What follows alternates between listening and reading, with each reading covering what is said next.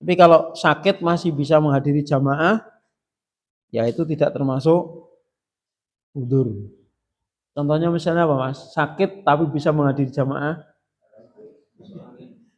Ya belum tentu. Masuk angin aja kadang-kadang tepar sakit hati. Ya kan?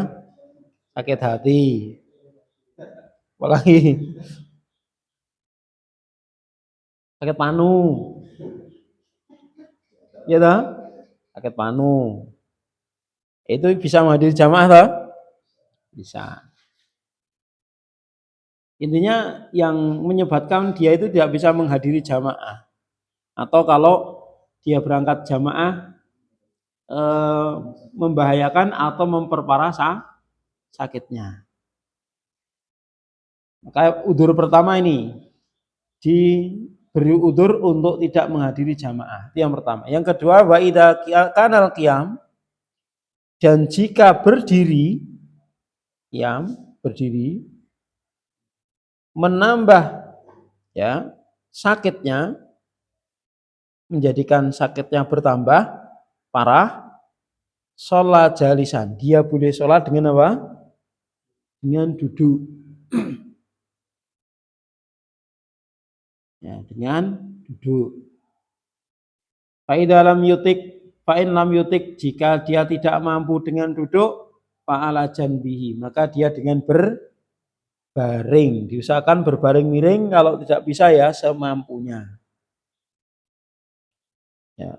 Karena apa? Kalau bisa berbaring miring kan bisa menghadap kiblat. Ya toh? Jadi kalau bisa berbaring miring, dia bisa menghadap kiblat. Tapi kalau tidak ya semampunya.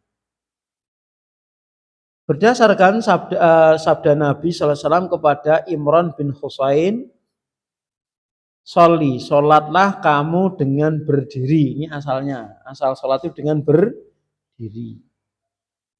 Fa'in lam tastate, lalu jika engkau tidak mampu, faqaidan, maka dengan duduk. Fa'in lam tastate, lalu jika engkau tidak mampu, fa'ala janbika, maka dengan berbaring. Maksudnya apa?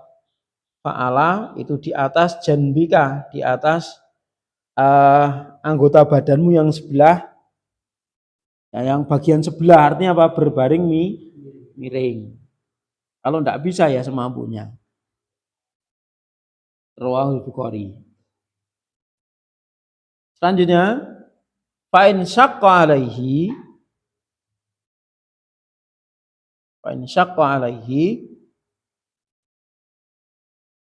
fi'lu kulli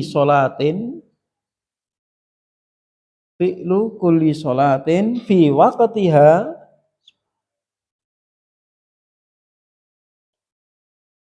falahul jam'u baina dhuhri wal asri wa bainal isya'aini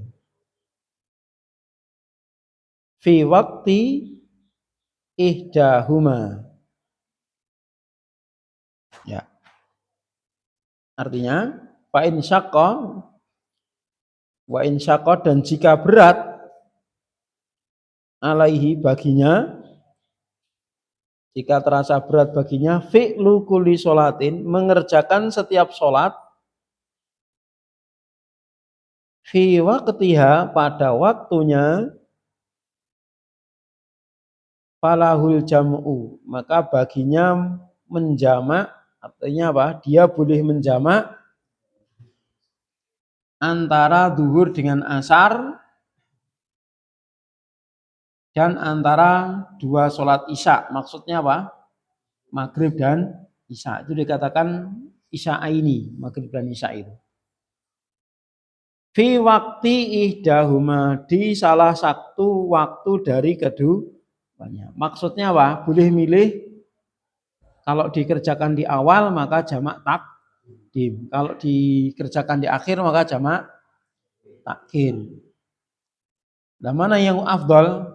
Yang mudah baginya, yang memudahkan baginya itu yang afdal. Kalau memudahkan baginya jamak takdim ya silakan ambil jamak takdim. memungkinkan jamak takhir ya ambil jamak takhir. Dikosor enggak? Boleh mengkosor enggak?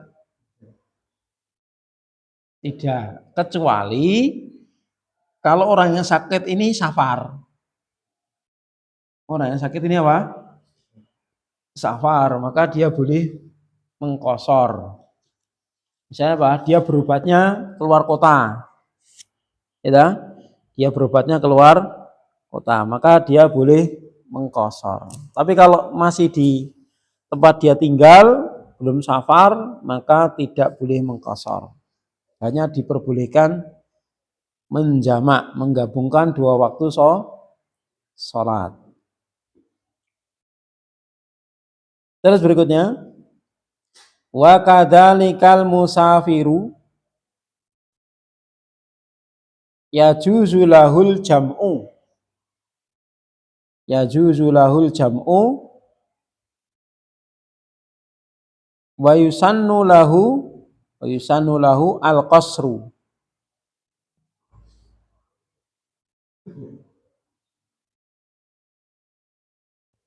Bi sholatir rubaiyati ila raq'ataini walau fitru fi ramadhana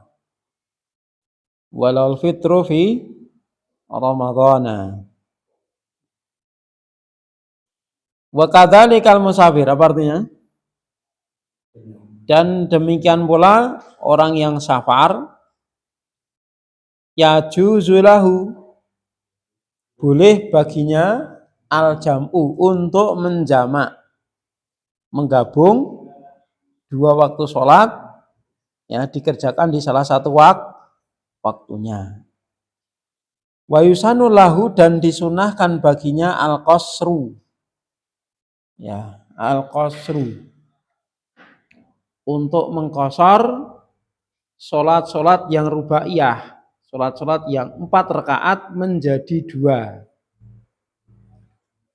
Ya, jadi kalau subuh ya tidak boleh dikosor,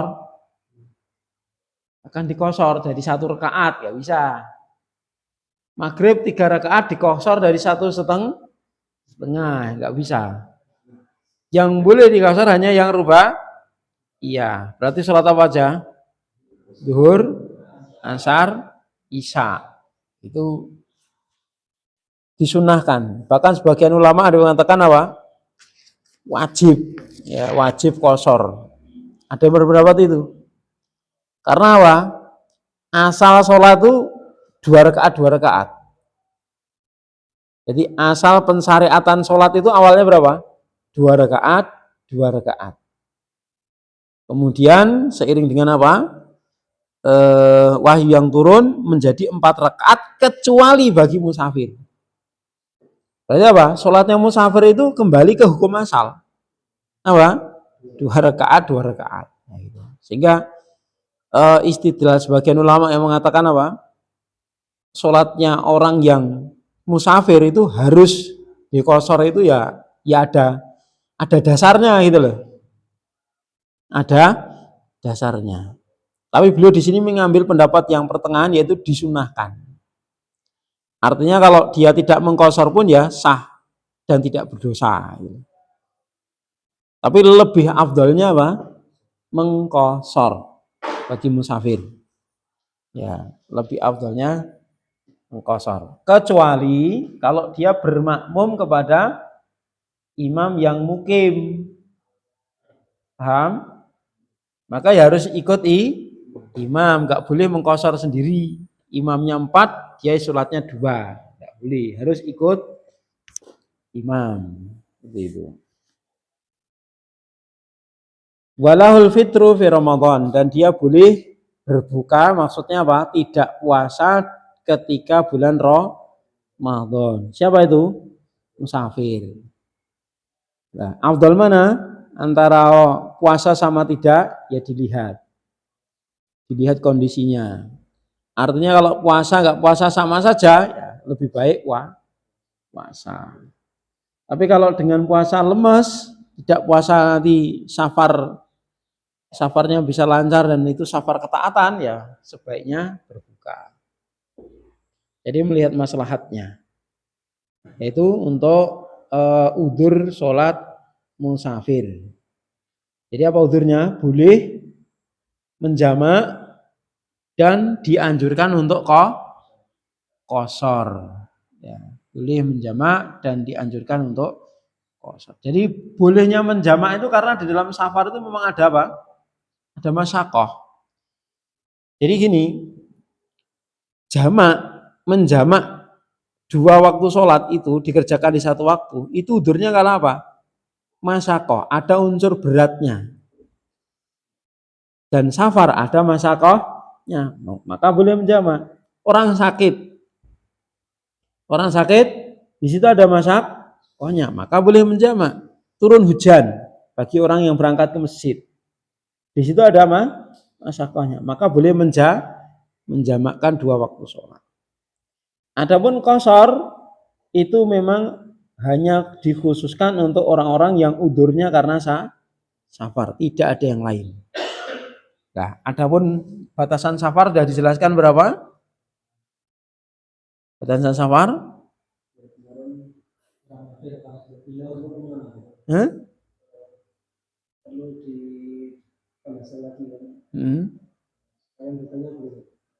Gimana?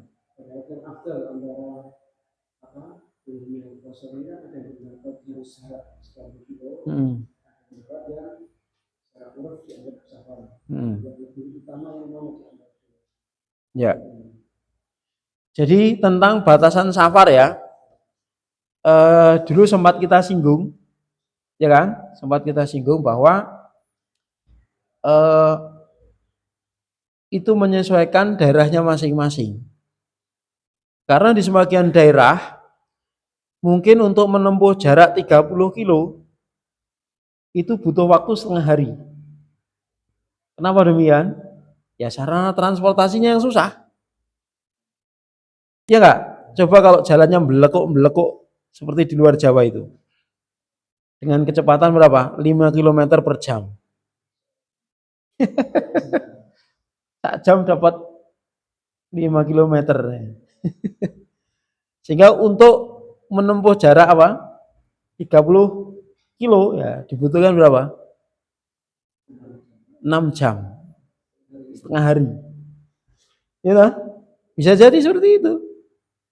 Ya, jadi maka kalau dijadikan standarnya jarak, maka itu tidak bisa ditetapkan di seluruh tempat.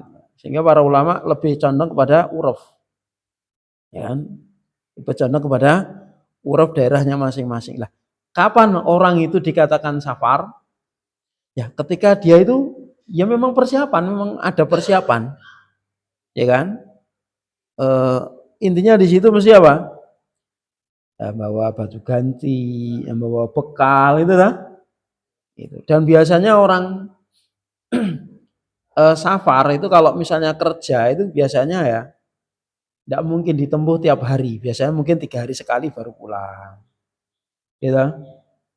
Ya, kalau apa? Sudah urufnya safar itu loh. Karena untuk perjalanan saja berapa? Kan udah lama waktunya. Nggak mungkin kerja tiap hari pulang. Itu diantara uruf ya, diantara tanda-tanda uruf suatu perjalanan itu dianggap safar atau tidak. Barangkali di suatu daerah menempuh jarak 50 km itu cepat sekali, ya kan? Coba sekarang naik tol itu, 1 jam itu Solo Semarang berapa itu? Berapa jam kalau naik tol? 1 jam kan?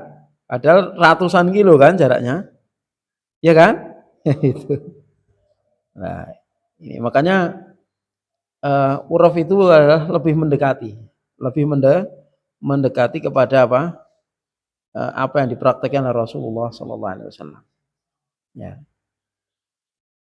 Namun juga bisa digabungkan dalam artian gini, walaupun seseorang itu sudah atau menempuh jaraknya itu jauh, tapi dengan perjalanan yang cepat, maka ketika itu digabungkan dengan istinbat yang lain, contohnya sudah 100 kilo ya, sudah 100 kilo ya, maka dia bisa menggabungkan ya kan.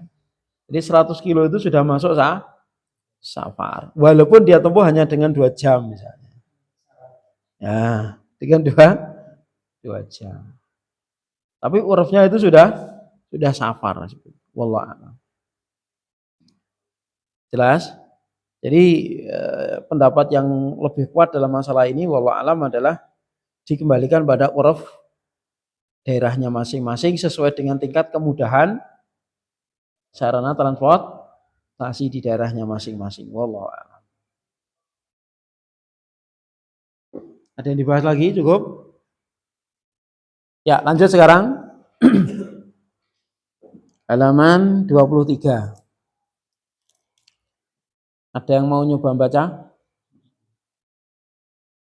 Mas Irfan, coba. Baca juzu.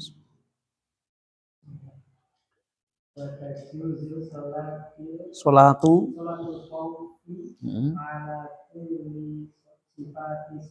Sifatin. Shallaha. Nabiyu.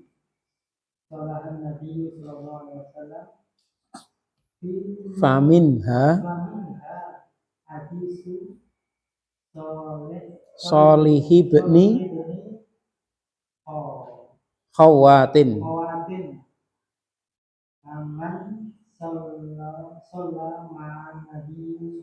ma'an nabiyyi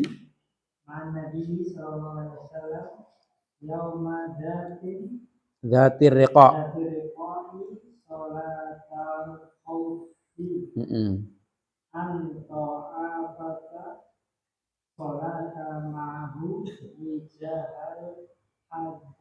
Aduwi fasolla biladzina rok'atan sabata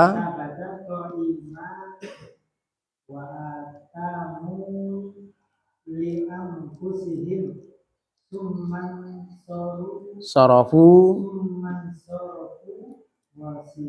wa saffu wijahal aduwi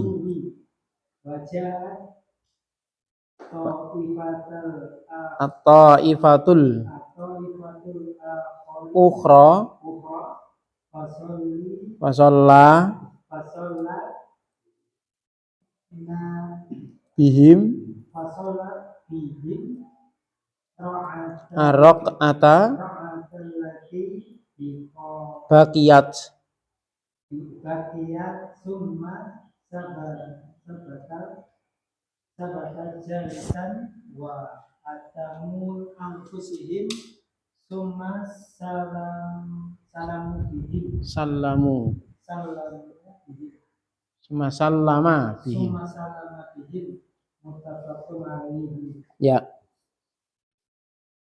Lanjutnya wa tajuzu dan boleh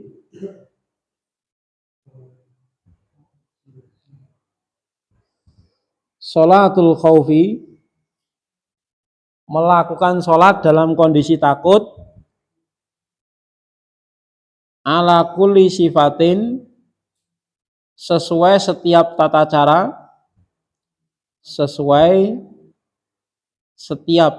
cara sholahan Nabi sallallahu alaihi wasallam yang dikerjakan oleh Nabi sallallahu alaihi wasallam. Jadi di sini beliau menyebutkan ya, dalam kondisi genting, dalam kondisi darurat ada tata cara sholat tersendiri. Yang intinya bagaimana bisa tetap berjamaah. Nah, di sini juga menguatkan ya, sebagai dalil yang menguatkan wajibnya sholat berjamaah. Artinya apa?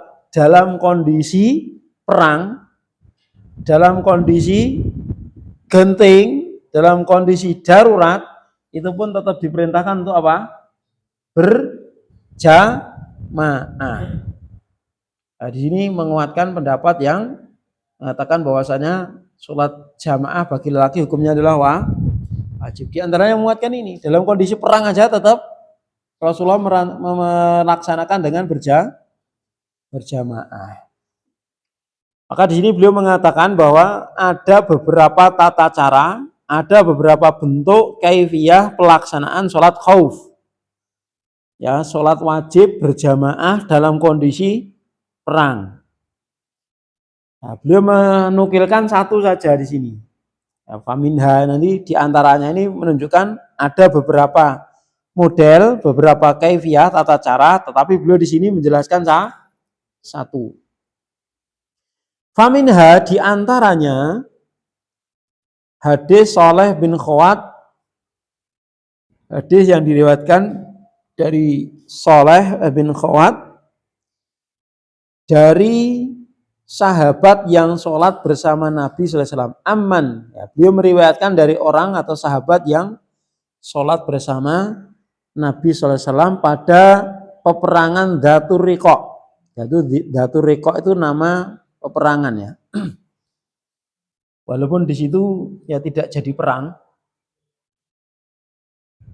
Jadi ini adalah kisah penyerangan sahabat Nabi kepada kelompok orang-orang Yahudi. Kelompok orang-orang Yahudi. Jadi tempatnya cukup jauh.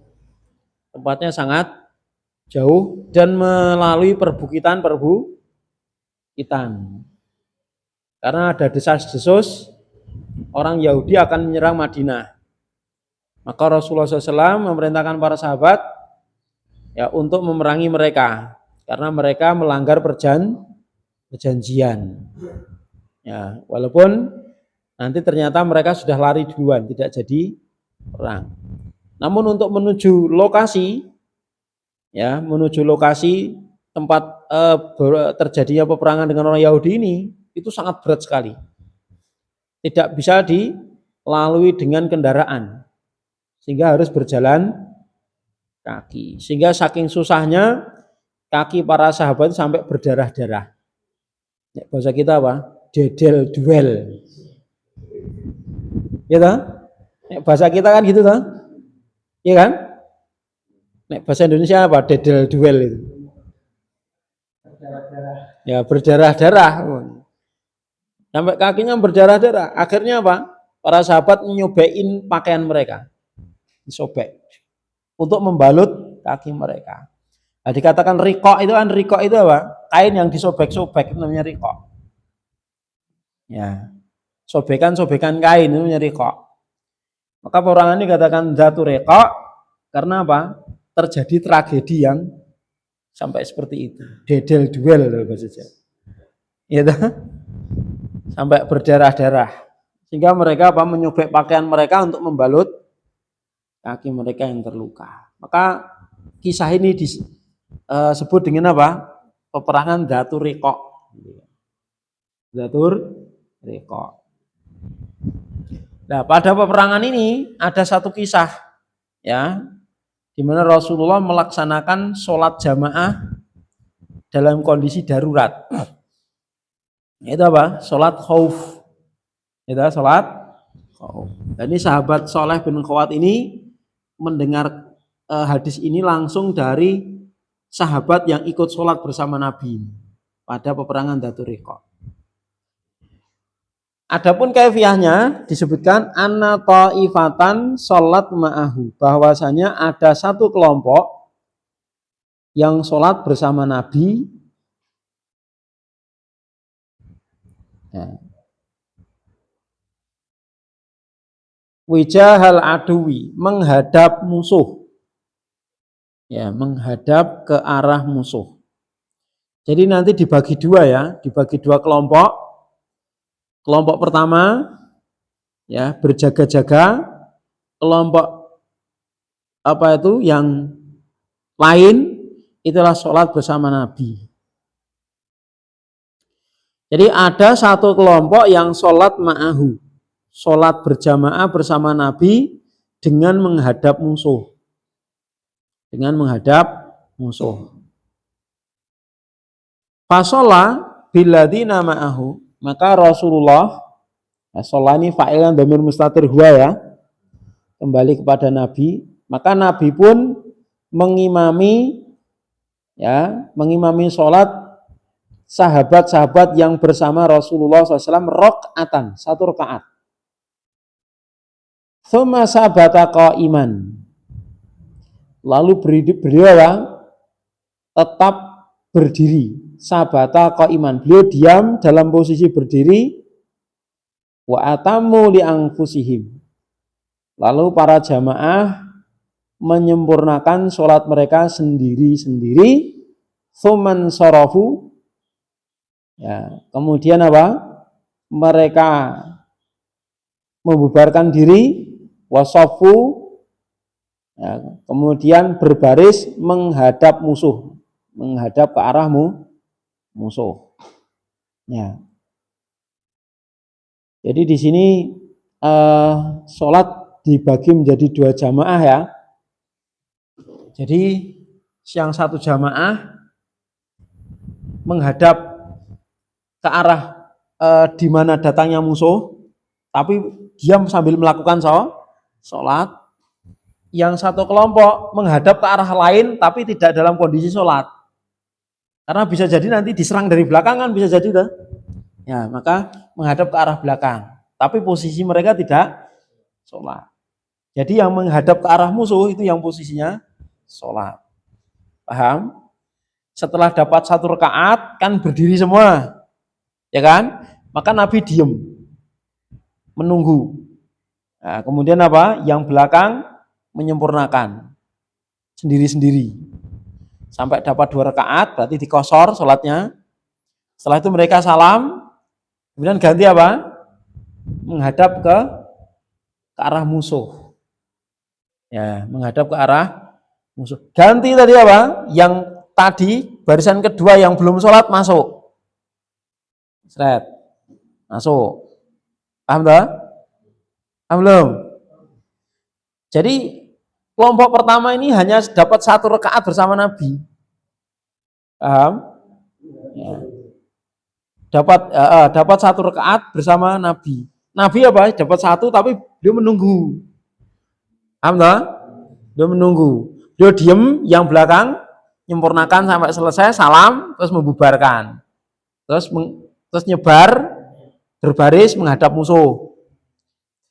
Yang tadi belum sholat masuk, barisan soft, zret, bersama Nabi. Paham? Terus melanjutkan. Nabi setelah apa? Siap, dan Nabi melanjutkan sholat. Nabi rakaat kedua loh, tapi sahabat yang baru ini baru rakaat 1. Paham? Nah, kemudian apa? Lanjut sholat sampai Nabi di tahiyat terakhir, tasyahud. Maka di sini dijelaskan waja'atit ta'ifatul ukhra, dan datanglah kelompok yang lain ya, yang tadi belum sholat, fasalla bihim ar-raq'atal lati baqiyat. Maka Nabi sholat bersama mereka yang tersisa tadi, 1 rakaat yang tersisa. Summa sabata jalisan, lalu beliau diam dalam posisi duduk tasyahud, ya kan, terakhir itu kan.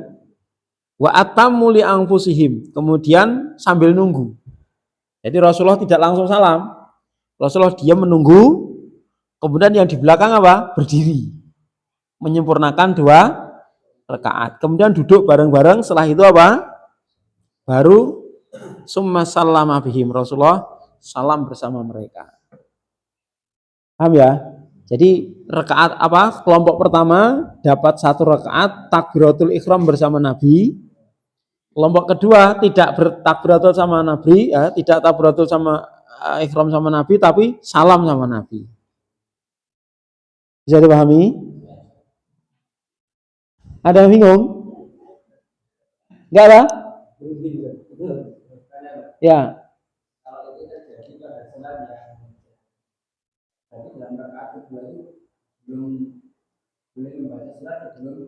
Iya no, ya nunggu kan, dia nunggu dulu yang kelompok yang pertama ini selesai salam terus bubar.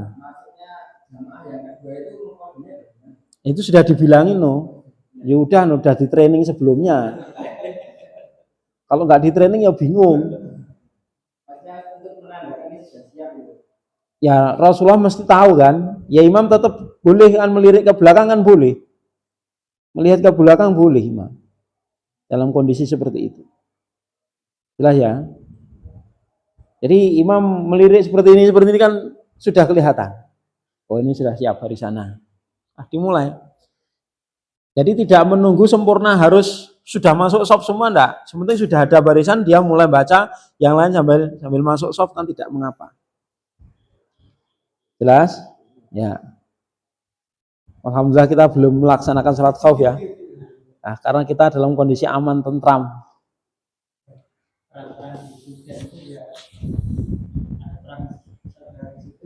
Ya. Ya kok intinya dalam tidak harus perang sebenarnya ya. Tidak harus dalam kondisi perang. Misalnya ada musibah lah ya kan, ada musibah. Boleh. Tidak harus perang.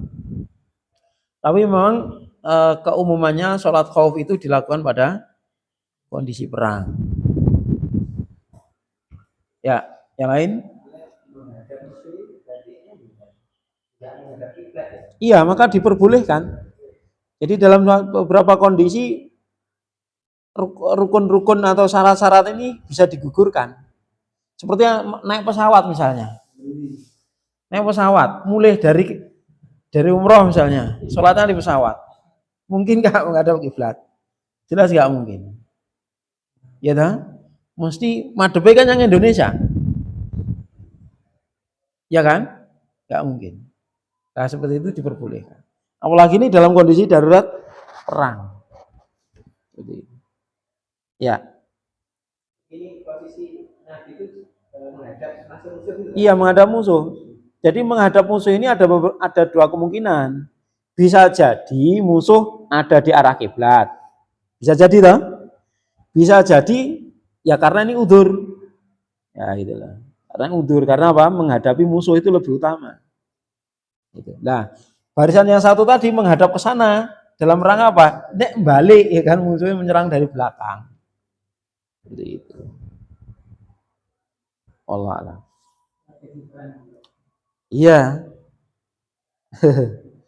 Artinya ini ada fikih yang sangat luar biasa di sini ya. Jadi dalam kondisi seperti ini saja Rasulullah masih sholat berjamaah gitu loh. Itu menunjukkan apa? Ya, tingginya sholat berjamaah. Artinya kekuatan kaum muslimin itu justru di situ gitu loh. Ya kan? Kekuatan dan kemenangan kaum muslimin itu justru ketika tetap menjaga syariat. Justru kekuatan kaum muslimin akan lemah dan akan hilang ketika mereka apa? Meremehkan syariat. Di antaranya apa? Sholat jamaah. Ketika mereka sudah menyepelekan sholat jamaah, sudah senjata secanggih apapun itu tidak akan menolong mereka. Jelas ya? Ya, dan ini dimenangkan oleh kaum muslim ini belum sampai perang ini. Ya, itu mereka sudah ketakutan. Orang Yahudi lari. Ya. Lanjut. Berikutnya, wa idastaddal khaufu. Wa idastaddal khaufu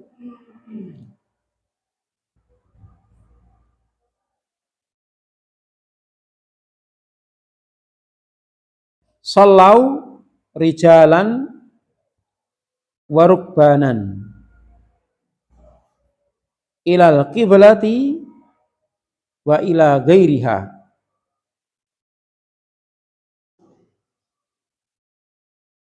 yumi'una birruku'i was sujudi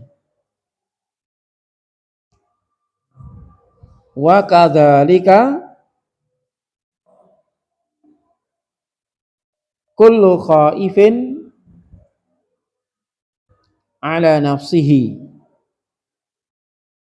yusalli ala hasabi halihi.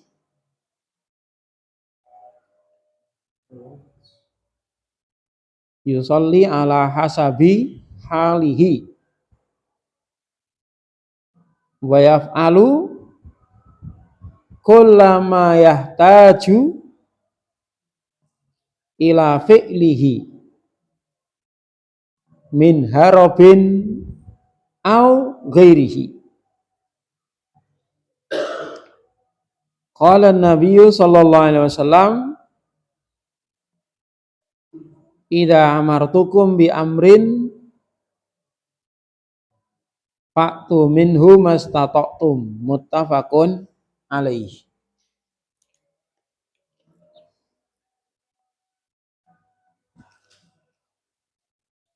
Wa idza staddal khauf,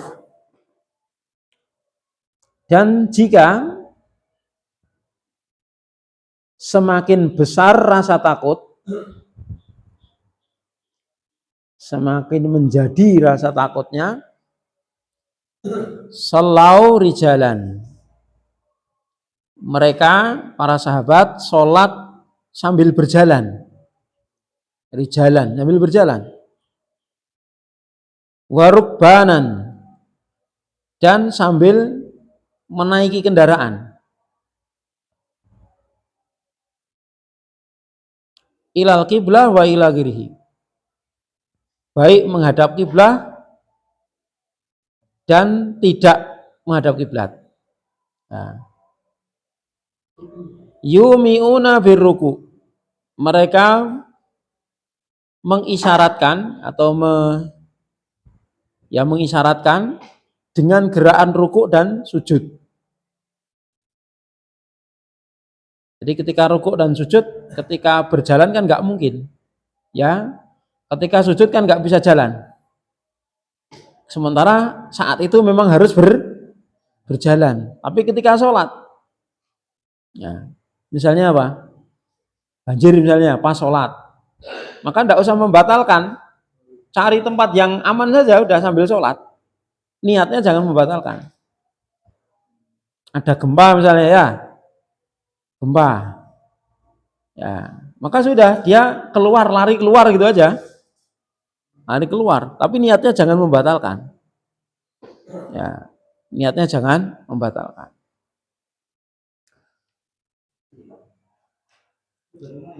Gimana?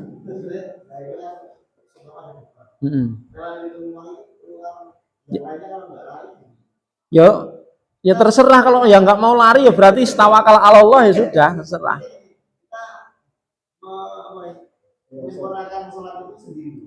Ya bisa menyempurnakan sendiri-sendiri, bisa berjamaah. Kalau imamnya masih sanggup berjamaah, berjamaah. Intinya jangan membatalkan sholat, intinya gitu. Jadi membatalkan sholat itu suatu perbuatan yang resikonya besar, bisa dosa besar itu. Gitu. Jelas ya? Nah, rata-rata kita kalau ada gempa kan ya, nah, karena kita teriak-teriak dulu gempa lah, itu kan sudah batal. Karena kita ngomong gempa. Tapi sebenarnya nggak seperti itu. Ada udzur di sana untuk melakukan gerakan-gerakan. Di sini nanti dijelaskan juga. Ya. Wa kadzalika kullu khaifin. Demikian pula semua orang yang takut, yang mengkhawatirkan dirinya. Mengkhawatirkan dirinya. Maka yusolli ala hasabi halihi, dia boleh sholat sesuai dengan kondisinya masing-masing. Seperti tadi ya, ada gempa tadi. Wa yaf'alu kullama yahtaju ila fi'lihi, dan boleh mengerjakan kula, apa saja, ma yahtaju, apa yang dia butuhkan, ila fi'lihi, untuk dia kerjakan. Jadi boleh mengerjakan apa saja yang memang harus dia kerjakan. Min harobin, dari lari misalnya, au ghairihi, atau yang lainnya, ya. Jadi boleh sholat sambil jalan ketika darurat, mencari tempat yang aman, itu boleh, ya. Walaupun misalnya apa, ketika lari ya kita tidak posisi sedekap, tidak masalah, ya. Sambil kita bopong sesuatu, ya kan. Yang penting niatnya jangan membatalkan. Habis itu cari tempat aman, lanjut menyempurnakan sholatnya. Jadi dia keluar dari sholat itu udah salam gitu loh. Jadi boleh dia percepat sholatnya. Gitu. Atau kalau dia memang ketika itu ada serangan dan harus menunduk, ya dia langsung nunduk, tiarap. Nah dia sholat dalam kondisi tiarap itu. Semampunya dia. Itu. Saya ada kode dari pemerintah, nanti kalau sirine bunyi misalnya, masyarakat harus ke bunker dan tiarap semuanya. Sudah. Itu sirine bunyi pas sholat, udah lari aja ke bunker, tiarap, udah sholat. Selesaikan dalam posisi itu, semampunya. Intinya jangan membatalkan. Jelas? Ya. Cara supaya tidak batal apa? Jangan ngomong dengan yang lain. Ya, jangan ngomong sama yang lain, sudah. Pokoknya masuk aja. Dan jangan niat membatalkan.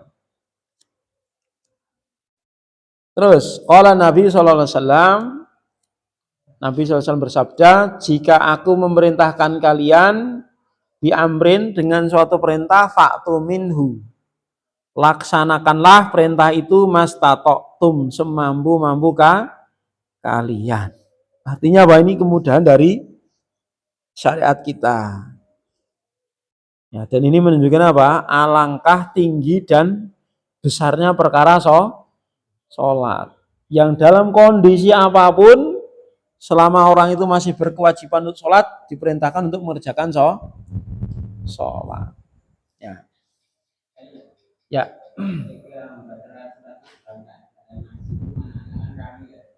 Gimana?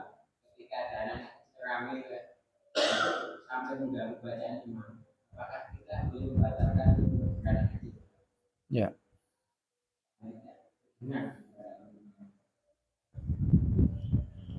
Sudah.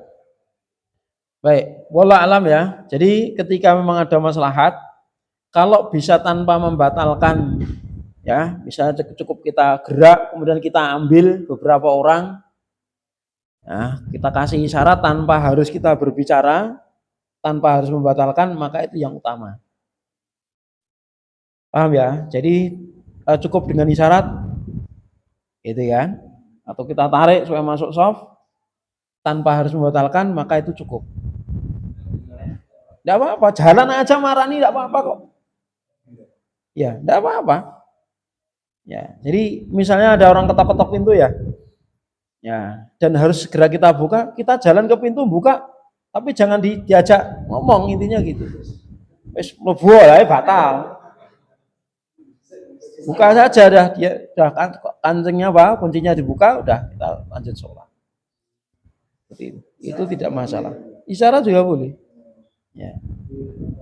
Jadi hal-hal yang memang dibutuhkan ya dan sifatnya darurat, maka itu boleh. Seperti misalnya ya, kita bawa kunci motor ya. Kita pas sholat, ya kuncinya yang ngendi, tak gowo lah, batal lagi. Tapi ya, terus kita keluarkan gini misalnya ya, nah ini tidak batal, ya kan? Istri kita, bi kuncinya yang ngendi misalnya, mas kuncinya yang ngendi, tolongin. Ini tidak batal. Jelas ya? Boleh saja. Ya, yang penting tidak omong. Seperti itu. Itulah kemudahan dalam syariat. Ketika itu memang dipandang darurat dan dibutuhkan. Nonton Mas Irfan? Wallah alam. Ya Mas Irfan.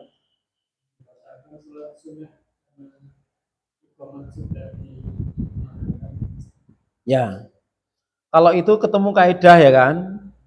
Ketika berbenturan antara sunnah dan wajib dan tidak bisa digabungkan, maka harus didahulukan yang wajib. Kalau itu justru harus dibatalkan, Mas. Ya, jadi ketika kita sholat sunnah, iqomah dikumandangkan dan kita tidak mungkin menyelesaikan, karena apa? Baru takbiratul ihram, wis qomat gitu kan. Tapi kalau kita sudah misalnya sujud di rakaat terakhir ya, masih bisa sempurnakan dulu, selesaikan. Tapi kalau baru takbiratul ihram kemudian apa? Iqomat, ya sudah dibatalkan, maka itu tidak mengapa. Karena mengejar yang lebih wajib. Allah alam. Cukup? Ya. Gimana?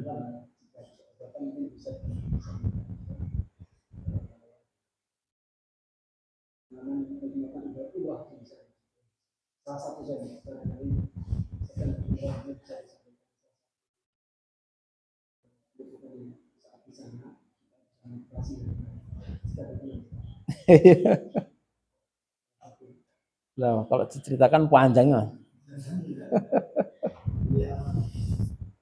Ya intinya ibadah itu butuh ilmu ya.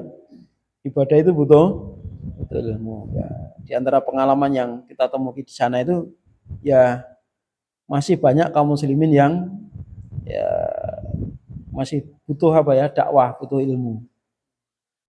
Nah, jadi ibadah mereka masih ada yang sembarangan ya kan, kurang mengikuti sunnah. Ya. Intinya ibadah apapun butuh ilmu, apalagi ke Baitul Haram, Masjidil Haram. Itu masih banyak kita dapati apa kaum muslimin yang belum memahami masalah ini. Ya. Terbukti ada teman ya, teman itu umroh sunnah dia, umroh sunnah. Dia ya, karena nggak kuat ya membatalkan itu aja, membatalkan gitu aja. Dia nggak paham kalau membatalkan itu dia harus bayar dam, gitu. Jadi kalau dia umroh nggak selesai, itu kan harus bayar dam, menjadi seekor kambing, atau puasa 3 hari, atau memberi makan 6 orang fakir miskin di tanah haram. Itu ternyata dia nggak paham. Dan itu dia sudah ustadz, sudah ngajar di pondok itu. Nah, artinya apa?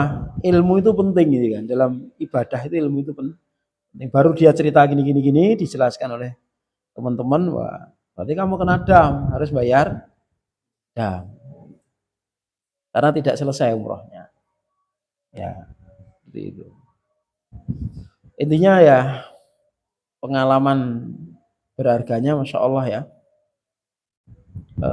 Bisa ke sana itu ya karena memang pilihan Allah Subhanahu wa taala. Maka bagi yang belum ke sana ya berdoa saja sama Allah. Jadi bukan karena kaya, bukan karena punya duit, ya, tapi karena memang pilihan sama Allah Subhanahu wa taala. Betapa banyak orang kaya yang tidak bisa ke sana. Dan betapa banyak orang yang punya duit bisa ke sana gitu. Artinya memang bisa ke sana itu karena karunia dari Allah Subhanahu wa taala. Dengan berbagai jalan ya intinya kita banyak berdoa saja kepada Allah Subhanahu wa taala. Dan tidak lupa nanti kalau Allah takdirkan, Allah mudahkan ke sana, ya ilmu itu penting. Supaya apa? Ke sana itu ya betul-betul mentes ibaratnya gitu. Ya, karena ya banyak sekali kaum muslimin yang doa kan nggak hafal itu kan. Sehingga doanya harus ditalkin terus sama mutawifnya.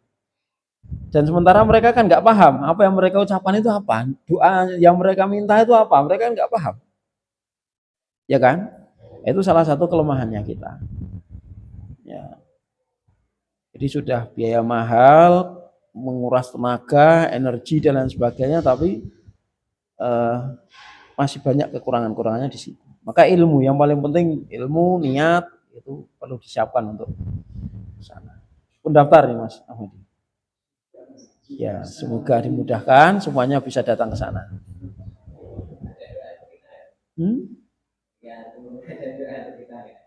Kita doakan semuanya. Ya. Semoga saudara-saudara kita yang belum bisa berangkat, Engkau mudahkan untuk bisa berangkat ke sini ya Allah. Cuman nggak kita sebutkan satu-satu, walau seperti satu-satu saudara-saudara kita gitu. Ya.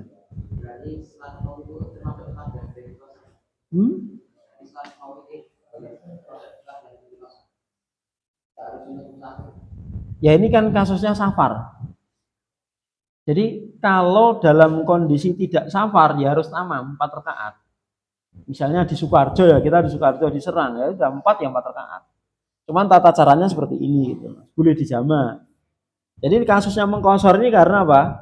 Para sahabat ini safar ini perjalanannya jauh sekali. Jadi bukan karena udurnya menjadikan 2 ini bukan karena perang ini, tapi apa? Karena safarnya. Jelas ya? Paham gak nih? Ya, alhamdulillah. Iya, bisa seperti itu. Ya, dua bersama imam, yang kelompok pertama, dua bersama imam kelompok yang kedua. Wallah alam. Cukup? Demikian, sallallahu Nabi Muhammad, alhamdulillah alamin. Assalamualaikum warahmatullahi wabarakatuh.